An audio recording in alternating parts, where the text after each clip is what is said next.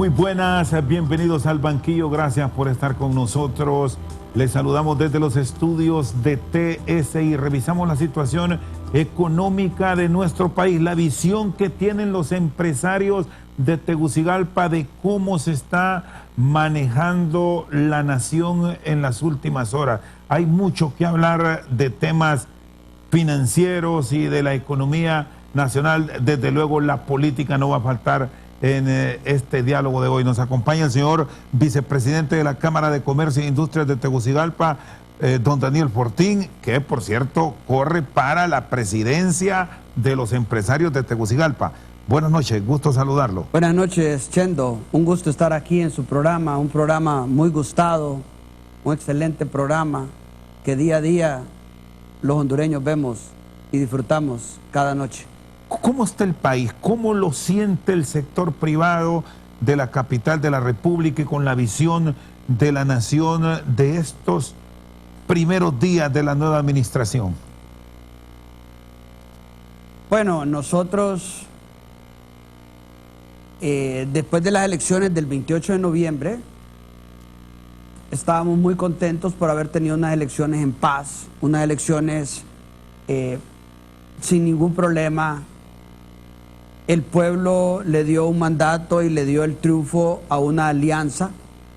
Es importante mencionar pues de que la unión de 3 partidos políticos logró pues que se captaran 1.700.000 votos. El pueblo de Honduras fue muy inteligente al dar un Congreso dividido. Le dio 50 votos al Partido Libre, le dio 44 al Partido Nacional, 22 al Liberal, 10 al PSH y 12 independientes de otros partidos pequeños. Eso nota de que el hondureño fue a votar sabiendo qué quería. Y se nos ha ofrecido paz, se nos ha ofrecido reconciliación nacional, se nos ha ofrecido un gobierno que va a atraer a la inversión extranjera, un gobierno que va a apoyar a la empresa privada, que vamos a generar empleo, que vamos a tener seguridad, que vamos a levantar el sistema de salud, el sistema de educación, la infraestructura. Entonces hemos visto todo eso con buenos ojos. Lógicamente,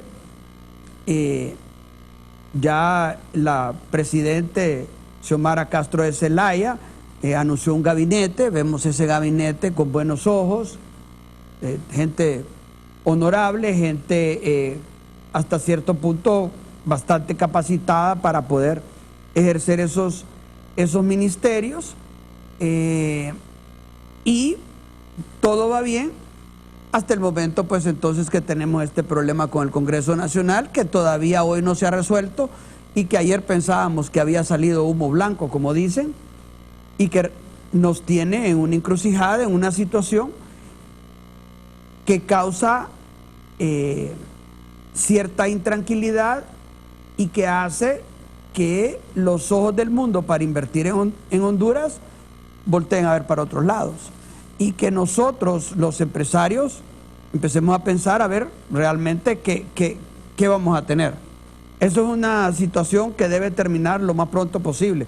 Ojalá hubiera terminado el día de hoy. El sector empresarial, ¿qué demanda de la clase política para enrumbar la nación? ¿Actuar de qué manera? ¿Tener un planteamiento en qué sentido? Bueno, yo creo que lo más importante, pero lo más importante que debemos tener es un gobierno que entienda que son servidores públicos. Y un servidor público viene a servir.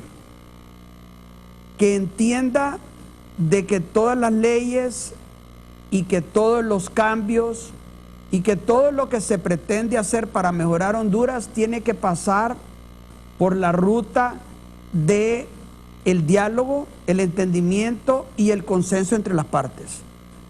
Yo siento de que es más fácil consensuar algo y aprobarlo que estar en esa lucha permanente de que se aprobó algo que no es correcto o algo que cause una polémica. Entonces, yo siento que este debería ser un gobierno que trate con el empresariado, que trabajemos juntos con todos los sectores sociales del país y que busquemos la armonía poniendo a Honduras sobre la mesa para tener un gobierno que no tenga la dificultad para aprobar ninguna ley.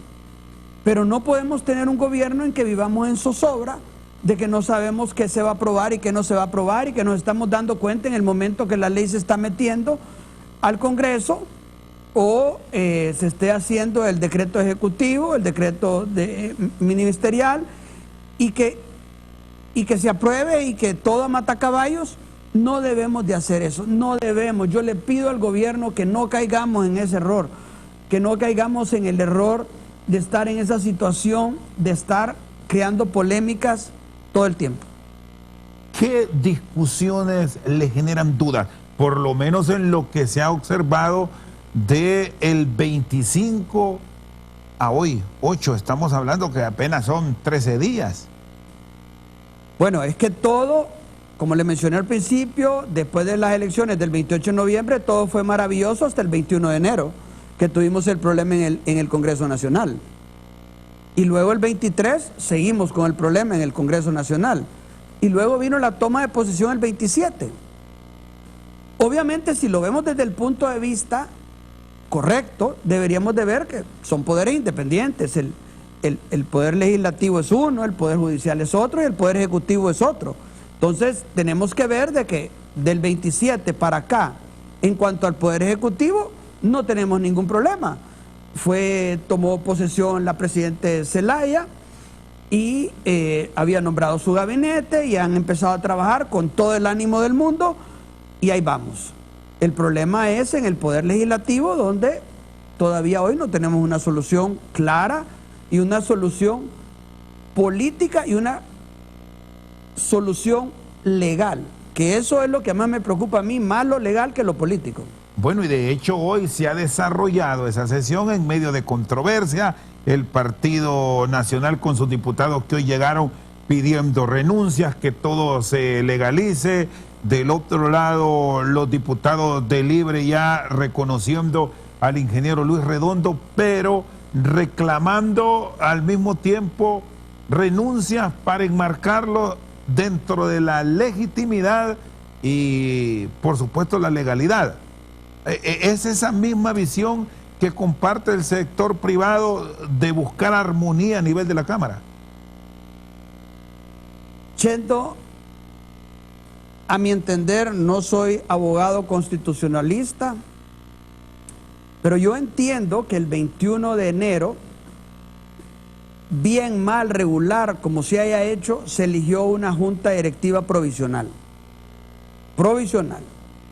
Y que el 23 se tenía que elegir al presidente que nos iba a gobernar el poder legislativo por 4 años. Entiendo, obviamente, que la alianza había hecho un acuerdo, el acuerdo bicentenario, en el cual pues le daban al ingeniero Salvador Narrala la potestad de elegir dentro de sus diputados el presidente del legislativo, y se había escogido al ingeniero Luis Redondo. Hasta ahí todo perfecto en cuanto a la alianza. El ingeniero Luis Redondo pues tiene que venir y ser electo el día 23. Se suscita lo del viernes 21, le dan la palabra a uno, presenta otra planilla, la aprueban, juramentan a Jorge Cálix, y bien o mal se hace todo ese enredo, expulsión de diputados, etcétera. Pero el 21, unos sesionan en el Congreso y otros sesionan fuera del Congreso, pero yo entiendo de que el presidente temporal que fue juramentado el día viernes es el que tiene que juramentar al que salga electo el domingo. Y eso no sucedió. Entonces hay una serie de dudas ahí de que eso hacen que no fuera completamente legal. Entonces, yo quiero que eso se arregle, y todo el mundo está hablando de que el ingeniero Luis Redondo es el que va a ser el candidato y que va a ser el presidente, y perfecto, creemos que es un hombre muy honesto, muy capaz, una muy buena persona. Sin embargo, yo quisiera pues que esto quedara completamente legal y que fuera hecho de cierta forma que no fuera a causarnos problemas en el futuro, de que todo lo hecho por este gobierno, por este Congreso, no fuera legal porque tiene pecado original, por decirlo así. Muy bien. Está con nosotros el vicepresidente de la Cámara de Comercio e Industria de Tegucigalpa, Daniel Fortín, esta noche en el banquillo. Vamos a una pausa. Cuando regresemos, vamos a hablar, si ustedes temen, de agendas paralelas, cómo generar una verdadera independencia entre el Ejecutivo y el Legislativo para el desarrollo del país. ¿Cuál es la visión del sector privado? Después de la pausa tenemos la respuesta.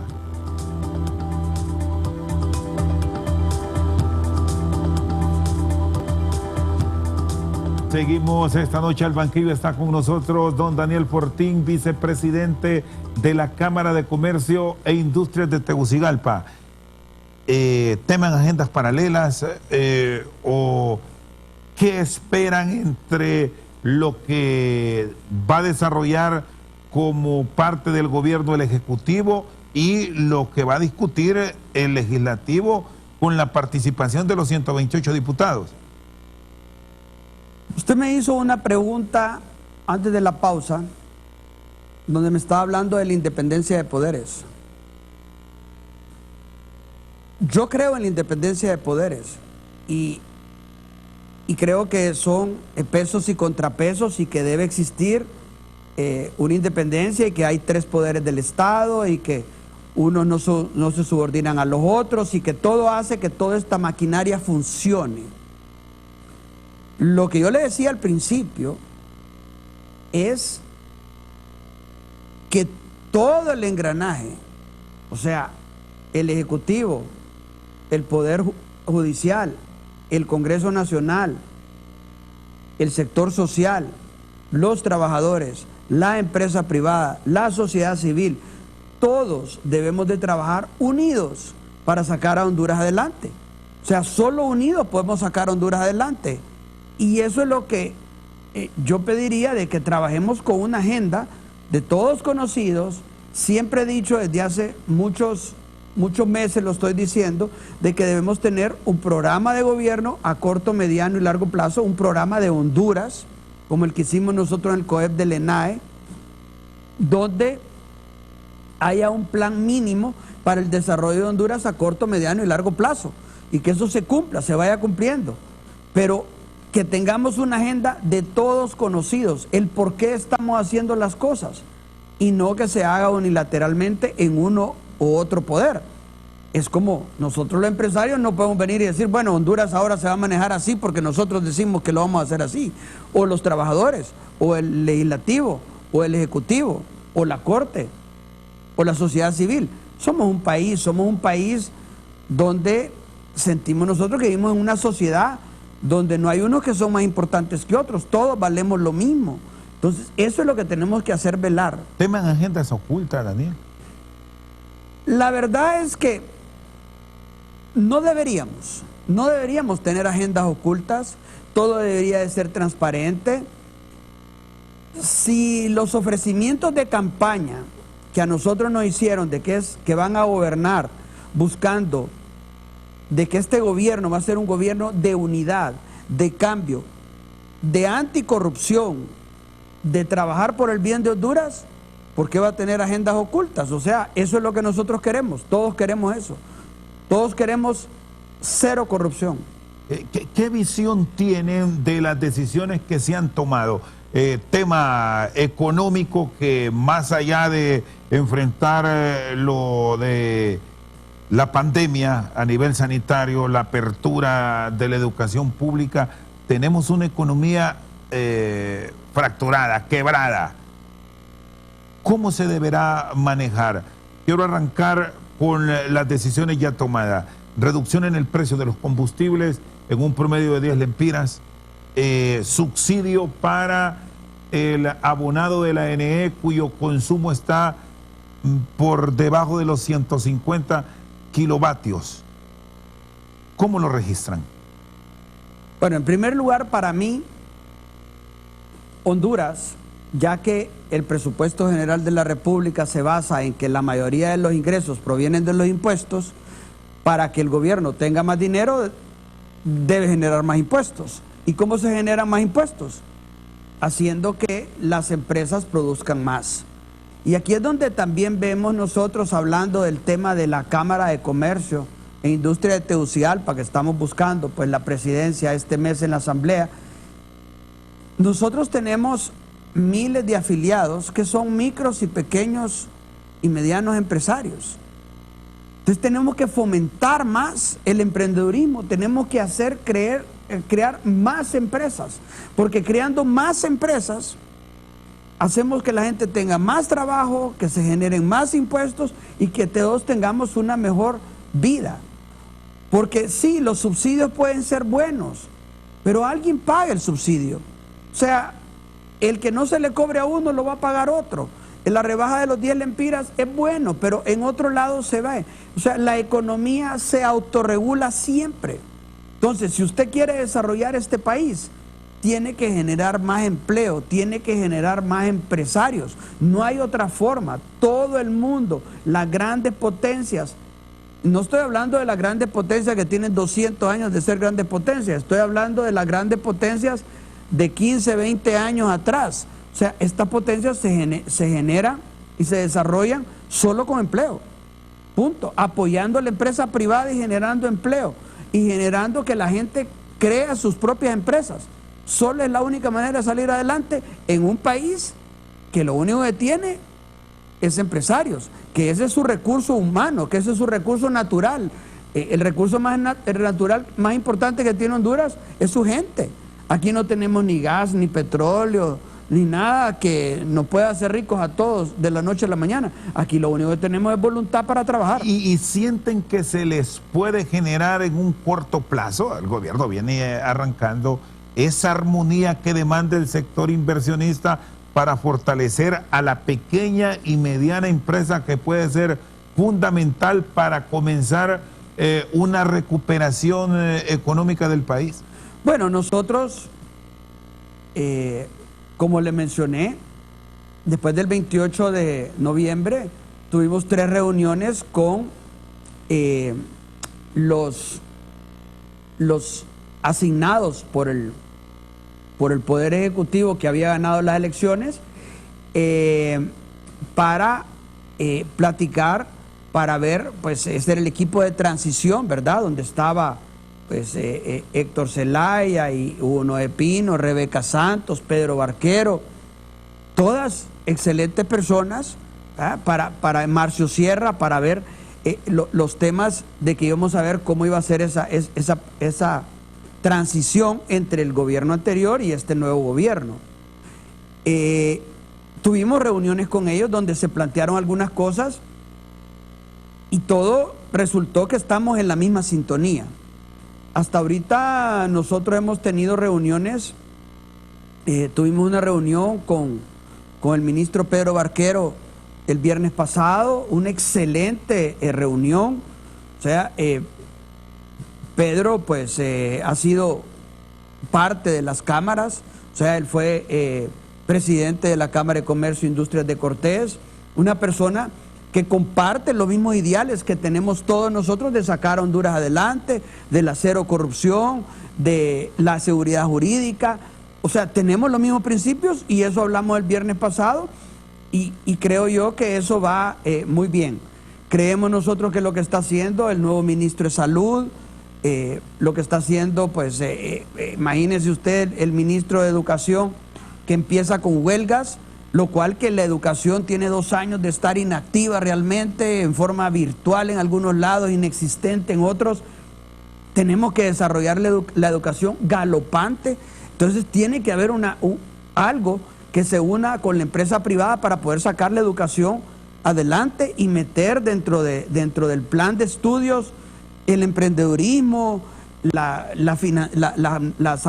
materias financieras para aprender a manejar una tarjeta de crédito, para poder aprender a balancear los libros para saber cómo funcionan las finanzas. Eso es importantísimo que lo podamos hacer como un plan de educación. O sea, el emprendedurismo y las finanzas, aprender de finanzas. Eso lo tienen que saber todos los niños del mundo. Y aquí hay un punto clave, Daniel, que tiene que ver con ese fortalecimiento que usted me expone, que se presenta de una verdadera forma ante el emprendedor.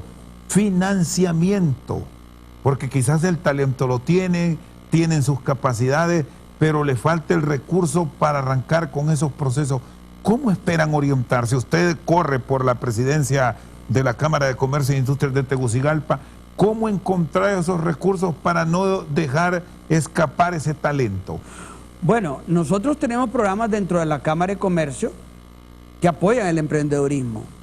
Y nosotros esperamos podérselos plantear de alguna forma al gobierno para poder hacerlos muchísimos más grandes. Porque esto lo tenemos que poder hacer en una forma general. O sea, de la única forma como usted evita la migración hacia otros países, principalmente los Estados Unidos, es dándole trabajo y dándole emprendedurismo a la gente para que se desarrollen en Honduras igual que se desarrollarían allá. Nadie se quiere ir, la gente se va por una necesidad extrema, pero si usted le da una opción de quedarse en Honduras, es beneficioso que quedarse en Honduras, yo voy a poder desarrollarme, ya sea que voy a empezar una empresa, lo van a hacer. Mire, Chendo, nosotros tenemos programas con migrantes retornados dentro de la Cámara que se le da el material semilla para poder iniciar su negocio. O sea, lo que hacemos es darles clases para poder desarrollar un plan de negocio y ver que son buenos para hacer, y les damos el negocio para que inicien el negocio. Y esto yo creo que con la ayuda que le van a dar al Triángulo Norte, esto se puede hacer enorme, se puede hacer mucho, tomando en cuenta, hablando pues con el ministro Pedro Barquero, con el canciller de la República, con el Ministerio de Educación en un momento dado, incluso con el Ministerio de Salud. Hoy más que nunca el Ministerio de Salud tiene que estar cerca de la empresa privada. Mire, el Omicron está haciendo estragos y esto no va a parar. Y el sistema de salud necesita ponernos de acuerdo con el empresariado para ver cómo levantamos el sistema de salud de Honduras también. Muy bien, está con nosotros el vicepresidente de la Cámara de Comercio e Industrias de Tegucigalpa, Daniel Fortín. Después de la pausa, tema del salario mínimo que ha arrancado hoy y la posición de muchos sectores de revisar el salario por hora. ¿Qué visión tiene? Después de la pausa tenemos la respuesta.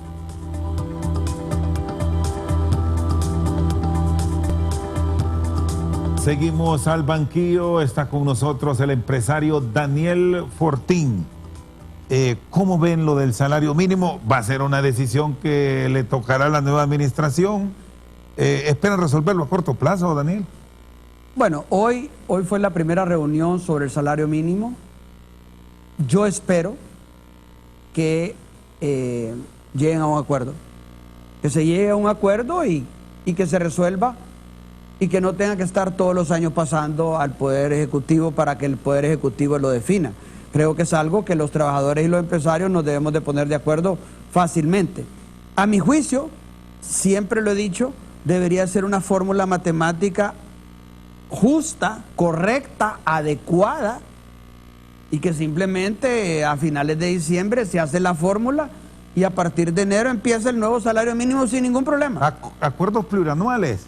No, es que una fórmula, Chendo, o sea, es decir, pasa esto, se aumenta tanto de acuerdo a la inflación, al esto, el otro, o sea, tomando los números que son. Mire, eso es como que usted, tan fácil como que usted mire el termómetro antes de salir de su casa y decida si lleva chumpo o no, o sea, son cosas que están dadas. Pero ¿funciona eso, Daniel? Eso funciona en todos lados. En función de los índices que da el Banco Central, que nadie se los cree. Bueno, lo que le estoy diciendo yo es, todas las fórmulas económicas para regir precios funcionan si la fórmula es adecuada.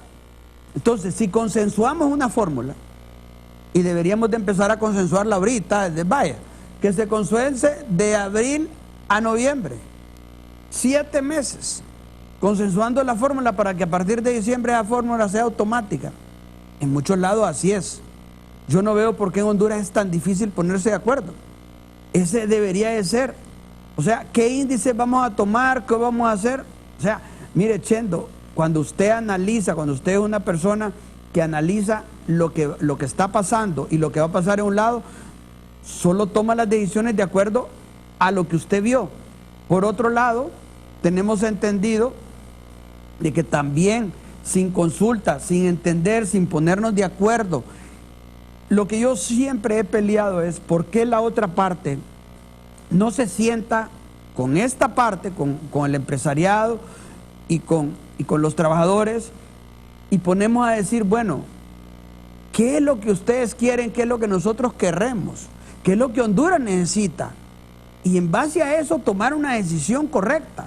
Mire, ahora están diciendo en el Congreso que van a derogar el trabajo por hora. Por cierto, no gustó esto hoy al sector privado, o sea, ¿cómo nos en la mesa de negociación? ¿Cómo nos va a gustar que digan que van a derogar el trabajo por hora?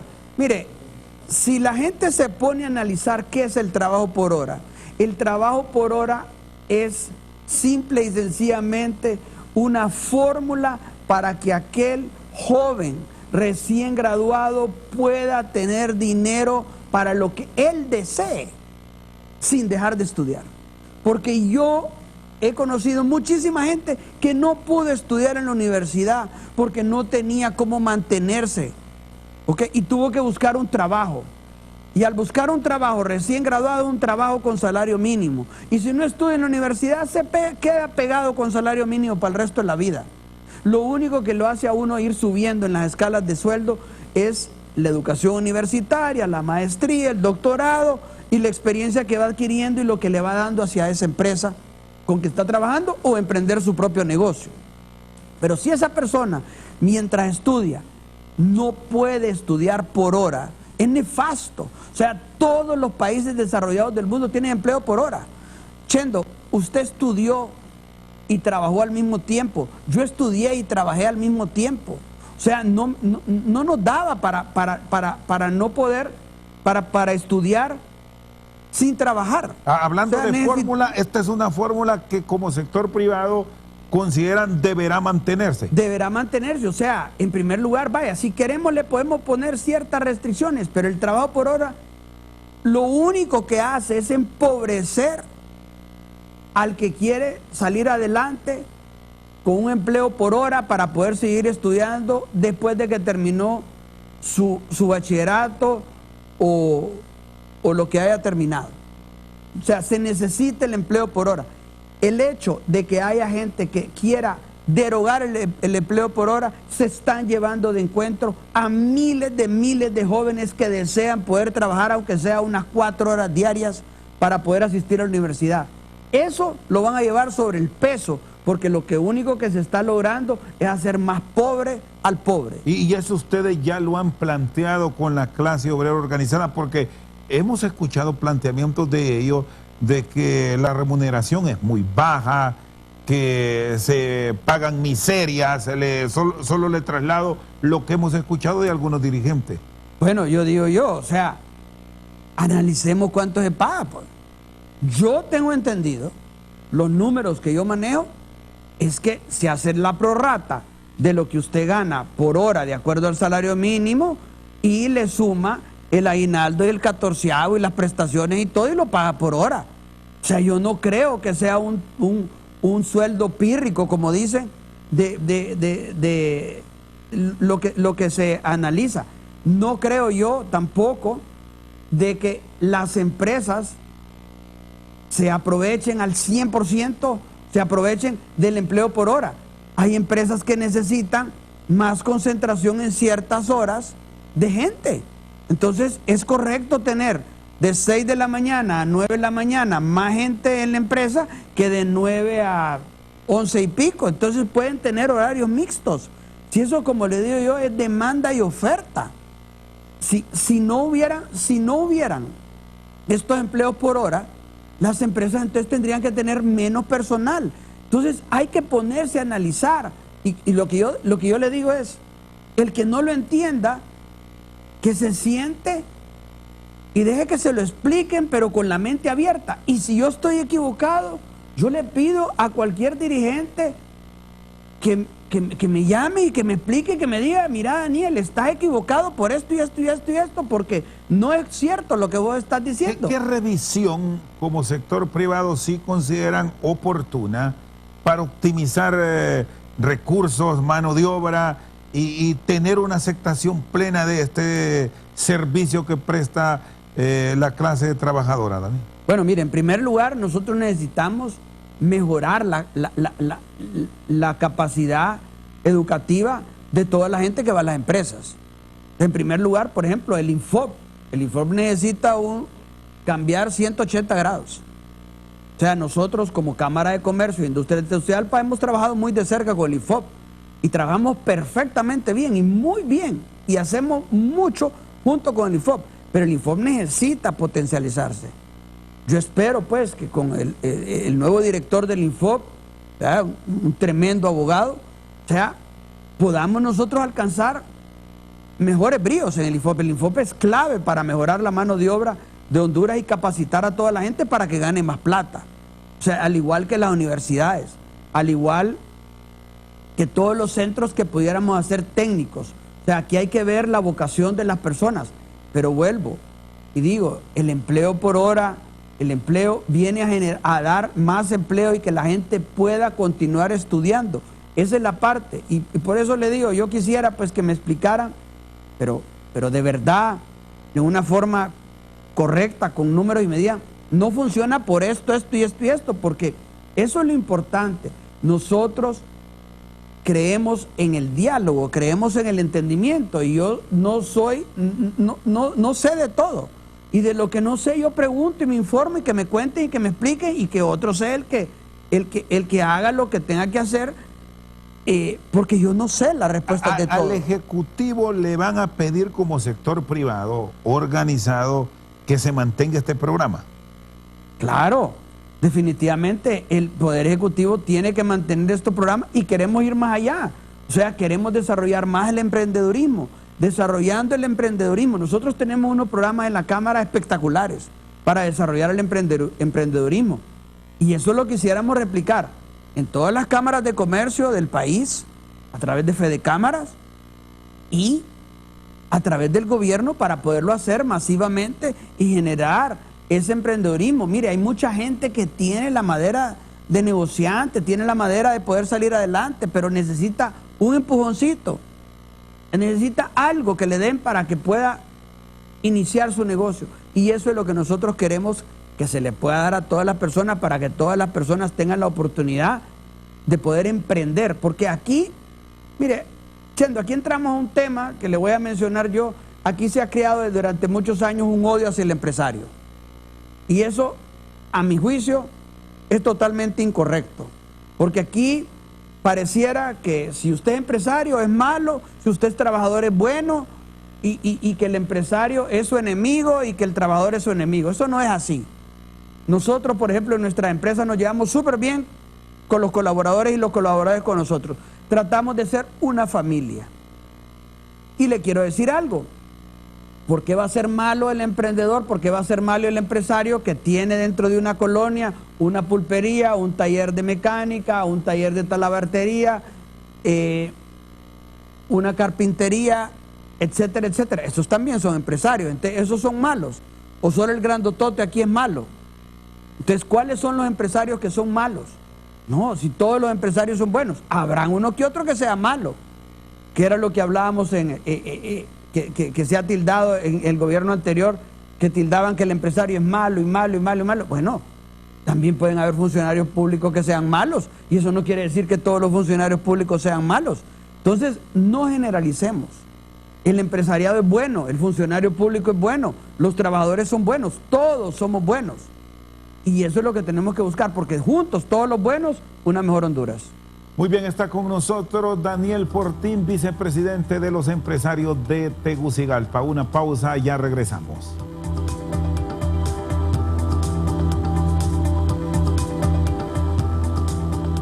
Seguimos esta noche al banquillo. Está con nosotros el vicepresidente de la Cámara de Comercio e Industrias de Tegucigalpa, Daniel Fortín. Me habló de la seguridad jurídica que debe prevalecer para que venga la inversión, que todo mundo lo espera.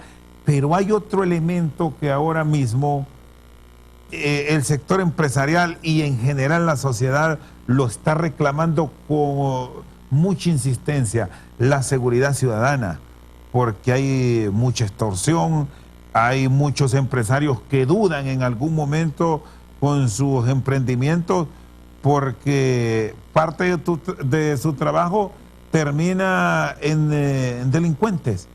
¿Cómo esperan que se maneje esta área para fortalecer la seguridad ciudadana, Daniel? Bueno, nosotros confiamos pues que la policía pueda hacer su trabajo en este gobierno y que haya realmente un apoyo hacia el empresario en el sentido de que se vaya disminuyendo o acabando o terminando lo que es la extorsión. Es un mal que hemos padecido por mucho tiempo, pero creemos pues de que puede haber un futuro mejor para eso. Lógico, hay que trabajar mucho en la inseguridad. Todavía seguimos siendo un país inseguro, un país donde necesitamos tener mayor seguridad, donde podamos caminar por las calles libremente, andar felices, porque eso es lo más lindo que uno puede hacer, es tener la libertad para poderse mover. Fíjense que hay un comentario, hay alguna gente que siempre están mencionando la gente de a pie, dicen, como diciendo la gente que anda a pie, que no anda en carro. Yo le di una cuestión, Chendo, yo quiero ser de esa gente, de a pie. A mí me encanta andar caminando por las calles, a mí me gusta caminar. Eso es lo que yo más añoro, que no puedo hacer en Tegucigalpa permanentemente y en todos lados. Pero a mí me gusta andar por el centro de Tegucigalpa, a mí me gusta andar a pie, andaría a pie por todos lados. Entonces tenemos que ver, o sea, quiénes son las personas que gozan de mayor tranquilidad. Buscándolo en ese sentido, o sea, tenemos que buscar cómo la gente pueda andar libremente por las calles, tranquilamente. Sueño con eso. ¿Qué fortaleza debe tener la policía y las mismas unidades militares para generar esta confianza? Porque ustedes como sector privado también, y era un tema que me lo tocó al principio, han reclamado esa transparencia en el manejo de recursos. Ahí podemos derivar a el apoyo que se da a través de la tasa de seguridad, que ha quedado a deber por aquello de tener la disponibilidad de los fondos manejados de una forma adecuada. Bueno, yo creo que el país ha venido haciendo un esfuerzo para bajar la delincuencia. Y sí, de verdad ha bajado. O sea, sí ha bajado la delincuencia. Creo que estamos mejor de como estábamos antes. Pero sí espero que vamos a estar mejor de lo que estamos ahora en este nuevo gobierno. La apuesta es mejorar aún más. Aún así, como le digo yo, queremos poder caminar por las calles de Tegucigalpa, San Pedro Sula, de todos los municipios del país libremente a cualquier hora, sin ningún problema, y que sea lo más maravilloso del mundo. Porque eso es lo que yo más añoro, porque cuando estaba joven, eso lo podía hacer, podía caminar por Tegucigalpa a cualquier hora y no le pasaba nada a uno. Ahora es un poco más complicado. Y esa parte yo creo que todo mundo desea poder caminar por las calles sin ningún problema. Derogar la ley de secretos, que es otra de las propuestas, ¿qué tanto puede aportar a todo eso, a tener un país transparente, alejado de los señalamientos de corrupción? Chendo, yo creo que en un país siempre tienen que haber algunas cosas que sean secretos. Principalmente lo que tiene que ver con la seguridad nacional y con algunos casos especiales. Lo demás debe ser transparente. Lo demás debe ser transparente, pero obviamente, si nosotros compramos cierto armamento, pues no debemos decir exactamente que tenemos X cantidad de tiros, ¿va? O X cantidad de rifles, o X cantidad de fusiles, lo que sea. O sea, tenemos que, la generalidad, o no decirlo, porque no puede ser, o sea, debemos tener ciertos secretos. Eso pasa en todos los países del mundo. ¿Usted cree que en Estados Unidos no hay información confidencial que se maneja en el gobierno? ¿Usted cree que en Inglaterra no hay, en Alemania, en Chile, en Japón, incluso en países en Sudamérica? Tiene que haber algún grado de secretividad porque son políticas de Estado y porque excepciones deben haber. Seguridad nacional. Excepciones tienen que haber. Excepciones tienen que haber, pero obviamente todas las licitaciones, todas las compras que realiza el Estado, las demás compras, todos los sueldos y salarios que se pagan en el gobierno, todo lo cómo se manejan todas las secretarías, todo eso debe ser público. Yo he visto que un par de ministerios han firmado un acuerdo con el CNA para que los vigilen y entren y salgan a la hora que quieran. Perfecto, los felicito, ese sí debe ser. Yo soy una persona que creo yo en la responsabilidad, en lo que llaman los gringos accountability, o sea, responder porque estas personas no son dueñas de ese dinero, lo que hacen es administrarlo. Entonces, cuando nosotros administramos fondos que no son nuestros, que son públicos, tenemos que actuar con responsabilidad, con responsabilidad y dar cuentas.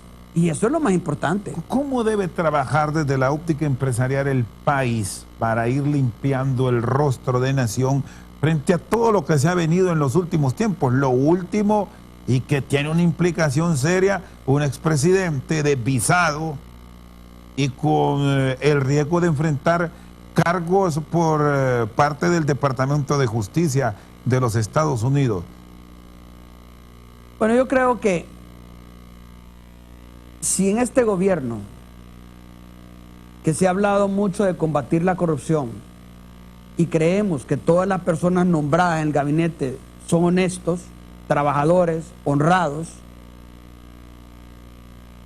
tal vez algunos de ellos no son expertos en lo que están haciendo ahorita, pero eso se aprende. Eso rodeado de personas que le ayuden a uno, se puede realizar, porque ninguno de ellos va a ser experto en el ministerio que le han asignado. Tiene muchas cosas que aprender, pero es lo normal, dejándose asesorar. Pero lo más importante es que todos quieran hacer las cosas bien, todas las quieran hacer las cuestiones con honradez. Y si las hacen con honradez y no permiten actos de corrupción, este país empieza su despegue económico. Y los empresarios igual, los empresarios tienen que trabajar con las manos limpias. Todos, igual los trabajadores, todos tenemos que trabajar con las manos limpias y hacer lo mejor para el país. Y eso nos va a llevar y nos va a sacar adelante, porque con solo lo que se ahorren en la corrupción, cubrimos gran parte del déficit que podemos tener como país en la parte monetaria. Don Daniel, le agradezco su tiempo, muy amable. ¿Cuántas son las elecciones o la junta de los empresarios de la capital? Bueno, la asamblea es el 24 de febrero y yo invito a todos los afiliados a la Cámara de Comercio e Industrias de Tegucigalpa para que este 24 de febrero se acerquen a la Cámara de Comercio y por favor vengan a votar a la Cámara, participen de la asamblea, acérquense a su Cámara de Comercio. La Cámara de Comercio está para ayudar a los valientes que transforman Honduras, para levantar al empresariado, para ayudar en todas y cada una de las necesidades que puedan tener. Ahí está su Cámara de Comercio e Industrias de Tegucigalpa. ¿Va a planilla única o habrá competencia? Bueno, hasta ahorita pues tengo el apoyo de varias empresas, de varios compañeros. No sabemos si se va a presentar otra candidatura, pero por eso pido yo pues, a votar todos por el candidato que les guste.